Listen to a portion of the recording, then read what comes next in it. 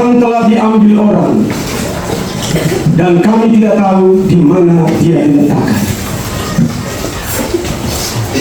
Para suster, ibu bapak, saudara-saudari, umat beriman sekalian yang terkasih dalam Kristus,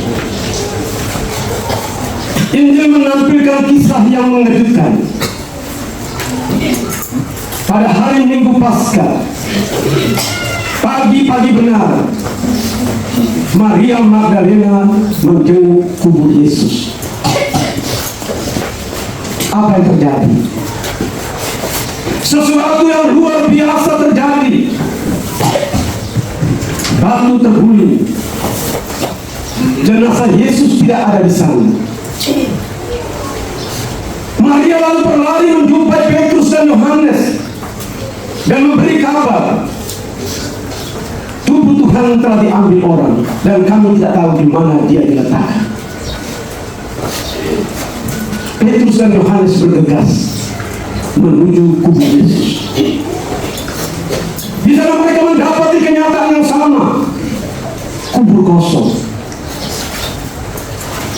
Kain kafan telah jatuh ke tanah, dan kain peluh tergulung dan terletak tidak pada tempatnya. Pengalaman-pengalaman ini menunjukkan kepada kita, ibu bapak, saudara-saudari, bahwa Maria Magdalena, Petrus dan Yohanes menyaksikan sesuatu yang berbeda dari yang mereka bayangkan, dari yang mereka pikirkan. Tuhan yang mereka imani, Tuhan yang mereka kasihi, telah diambil orang. Ada rasa takut, ada kesedihan. Tapi lihat saudara-saudara, emosi-emosi awal yang nampak dari tengah kubur kosong perlahan bergerak menuju kekuatan spiritual yang lebih meyakinkan. Ketakutan, kecemasan, kesedihan berubah menjadi kasakusuk, bisik-bisik, dan kemudian beredar luas cerita tentang kebangkitan Yesus. Dari mulut mereka lah warta kebangkitan Yesus pertama-tama dinyatakan. Mereka lah saksi pertama kebangkitan. Pertanyaannya, mengapa harus Maria Magdalena? Mengapa harus Petrus? Mengapa harus Yohanes? Siapa Maria Magdalena? Maria Magdalena adalah seorang perempuan dari kampung pesisir Magdala. Bertahun-tahun lamanya hidupnya penuh dengan kepahitan. Dia perempuan yang hampir seluruh hidupnya dikendalikan oleh kekuatan roh jahat, dan hidupnya amat tersiksa, penuh kepahitan. Tapi sejak berjumpa dengan Yesus, Yesus sembuhkan sakit dan penyakitnya. Yesus usir roh jahat, dan sejak itu dia jadi murid yang sangat setia. Kemana Yesus pergi, Maria Magdalena mengikuti untuk memberikan pelayanan. Kisah Maria Magdalena mengingatkan kita akan transformasi, perubahan, pergerakan spiritualitas dari seseorang yang hidupnya penuh kepahitan, dari seorang hidupnya penuh dengan kesulitan. Dia menemukan Yesus sang andalan, dan sejak itu dia mengabdi, dia berbakti. Apa yang dia dapat? Yesus memberi dia rahmat istimewa. Dialah makhluk pertama di bumi ini yang menyaksikan kebangkitan Yesus. Itulah hal istimewa yang didapat Maria Magdalena dari kasih dan kesetiaannya kepada Yesus sang Guru. Siapa Petrus? Petrus adalah pemimpin para rasul yang begitu kuat dan begitu tegar, tapi kemudian di tengah balada penyaliban Yesus, dia mengkhianati Yesus sampai 3 kali. Tetapi Petrus memberi kita perspektif baru bahwa dosa dan kelemahan manusiawi tidak menghalangi kita untuk bersaksi. Sejak dia menyadari dosa dan kesalahannya,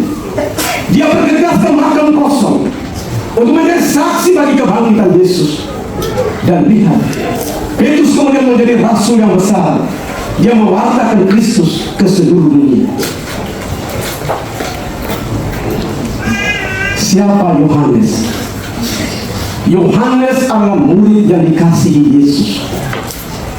Injil tidak pernah menulis bahwa Yohanes goyah imannya ketika berada di tengah kubur kosong. Dia murid yang mantap dan meyakinkan bersaksi bahwa Yesus sungguh telah bangkit.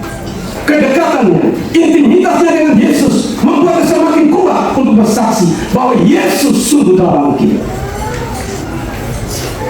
Apa inspirasi Injil bagi kita? Pertama, Maria Magdalena dan Petrus. Dua orang di dalam masa lampau yang memperlihatkan kisah kubur kosong. Dari kepahitan hidup karena sakit dan penyakit. Dari kepahitan hidup karena penyangkal dan berwarta menjadi saksi Kristus yang hilang gemilang.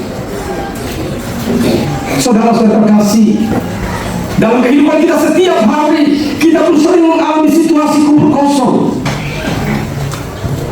Ketika kepahitan demi kepahitan melanda hidup kita, ketika masalah demi masalah sini berganti dan kita ingin menyerah, kita merasa ditinggalkan oleh Tuhan. Tetapi Petrus dan Maria Magdalena bersaksi, mengingatkan kita semua bahwa peristiwa kubur kosong tidak menghalangi kita untuk bersaksi. Kita harus bangkit, kita harus bergegas. Karena dalam semuanya itu, ketika kita mengandalkan Tuhan, Tuhan akan memberikan kita perubahan, transformasi, gerak spiritual menuju kehidupan baru yang lebih baik. Kedua, Yohanes, murid yang dikasihi, yang sering merasakan privilege, keistimewaan bersama Yesus. Kita pun kadang-kadang mengalami hal-hal seperti ini. Keistimewaan, privilege, hal-hal indah yang kita rasakan bersama Tuhan. Mungkin itu usia panjang, mungkin itu sakit dan penyakit yang tersembuhkan, mungkin itu impian-impian yang kemudian menjadi kenyataan. Itulah privilege, itulah hal-hal istimewa yang membuat kita teguh berdiri di kaki Tuhan. Kita harus belajar menjadi seperti Yohanes Pembaptis.